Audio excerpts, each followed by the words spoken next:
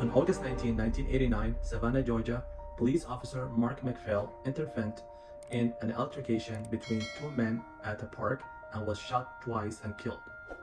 A man named Sylvester Coles, who was present at the shooting, and implicated Troy Davis.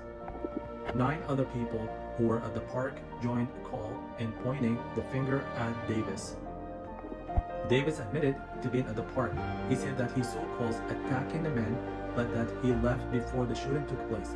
No physical evidence connecting Davis to the crime, but the jury convicted him and recommended the death penalty based on the 9 eyewitness accounts in August 1991. In September 2003, the Atlanta Journal-Constitution newspaper published a series of stories in which 7 of the 9 eyewitnesses recant their testimonies.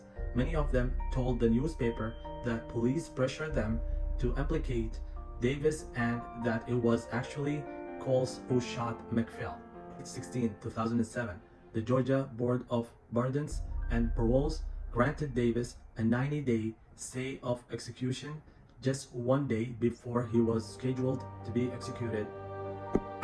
At his second execution date, the Supreme Court of the United States delayed the execution just 2 hours before it was scheduled, pending its decision to hear the case. They ultimately decided not to hear the case. At 3 days before his third execution date, the Georgia Court of Appeals stayed the execution to allow for a new petition. Several failed appeals later, they set a fourth execution date for September 21, 2011. Public figures around the world, including Jimmy Carter, called for a stay of execution, but Troy was executed 4 hours late when SCOTUS announced its decision to refuse to grant the stay. Before his execution, he told his sister, Kimberly Davis, that he wanted her to continue fighting to clear his name and end the death penalty. She has committed her life to campaigning around the country to end the death penalty in every state. But we will not give up this fight. Troy said that this fight did not begin with him, and this movement should not end with him.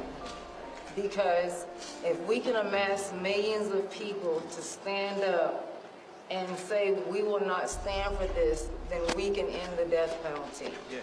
And that's what we need to do. Because we should not live in a state when people are being executed when there's doubt. A lot of people want to know, what did you say to your brother? How does he feel? What did he say to you? Well, I try to tell people that that's something that's very personal to our family. And I don't feel like dissecting every comment he makes is for the media, because of the fact that his life hangs in the balance and he knows that he's an innocent man.